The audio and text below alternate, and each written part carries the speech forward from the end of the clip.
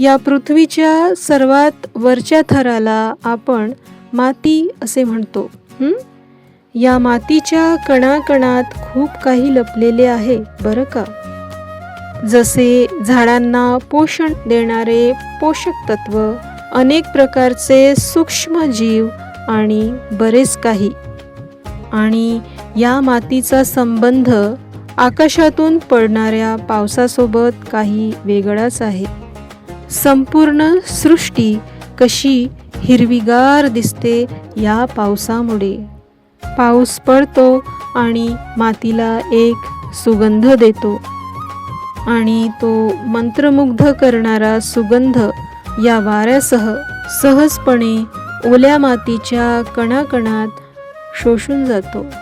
अशी ही ओली माती आपल्या मनात, मुलांच्या मनात तयार करते अनेक छंद. ओल्या मातीला काही आकार देण्याचे छंद. त्यातला एक छंद म्हणजे ओल्या मातीपासून खेळणी तयार करणे. आणि मुलांचे हे छंद पूर्वी एखादी 18-20 वर्षाची ताई पुरे करायची.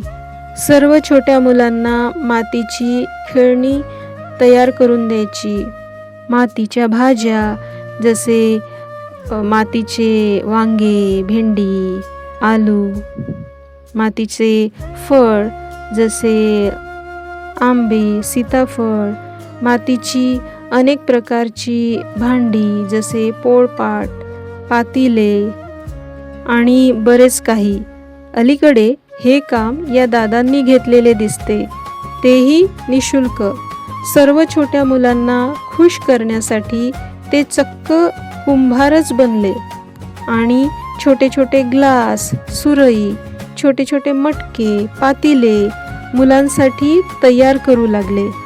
आणि बघता बघता मुलांसोबत मुलांचे पालकही त्यांच्याकडून असे छोटे छोटे मटके तयार करून घेण्यासाठी आले. याचा अर्थ असा निघतो की माती पाहताच माणसाच्या मनात किती उत्सुकता जागृत होते. पावसाचे पाणी शोषून घेणारी ही माती आमची आईच आहे, नाही का. म्हणून तिला रोखून ठेवण्याचे उत्तरदायित्वही आपलेच आहे. नाहीतर ही माती वाहून जाईल. आणि त्यासाठी भरपूर झाडे लावण्याची गरज आहे.